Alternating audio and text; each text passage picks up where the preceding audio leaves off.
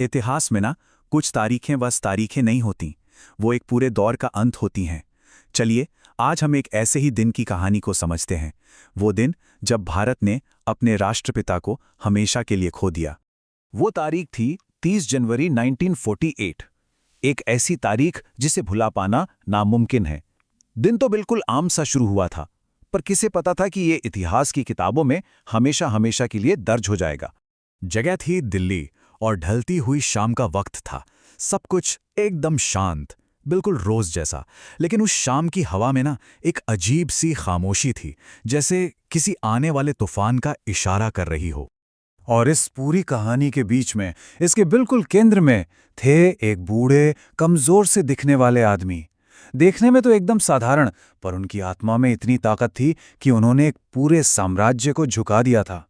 तो चलिए बात करते हैं उसी शांत शाम की, और उस शख्स की जिसने बिना कोई हथियार उठाए एक पूरे साम्राज्य को मात दे दी थी।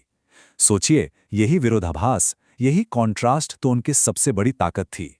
जी हाँ, ये वही इंसान थे जिन्होंने सिर्फ सत्य और अहिंसा के दम पर इतने बड़े ब्रिटिश राज को घुटनों पर ला दिया था।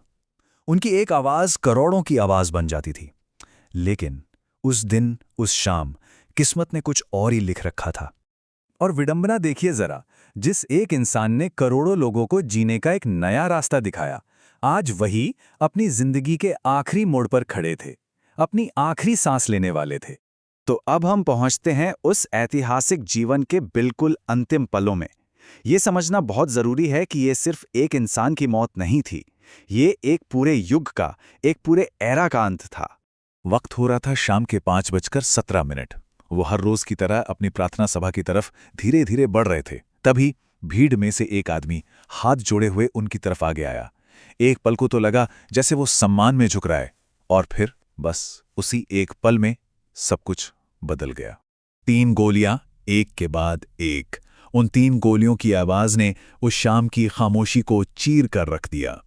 और उनके होठों से निकले आखिरी शब्द थे, हे राम। सिर्फ 2 शब्द, जिनमें शांति भी थी और समर्पण भी। और बस उसी एक पल में, उसी जगह पर, एक इंसान ही नहीं बल्कि एक पूरा विचार, एक पूरा युग हमेशा के लिए खत्म हो गया। लेकिन उनकी मौत अपने पीछे एक बहुत बड़ा सवाल छोड़ गई। एक ऐसा सवाल जो आज भी जिंदा है, जो दशकों बाद भी हमारे जहन में गूंजता है कि आखिर ऐसा हुआ क्यों? आखिर गांधी को क्यों मारा गया?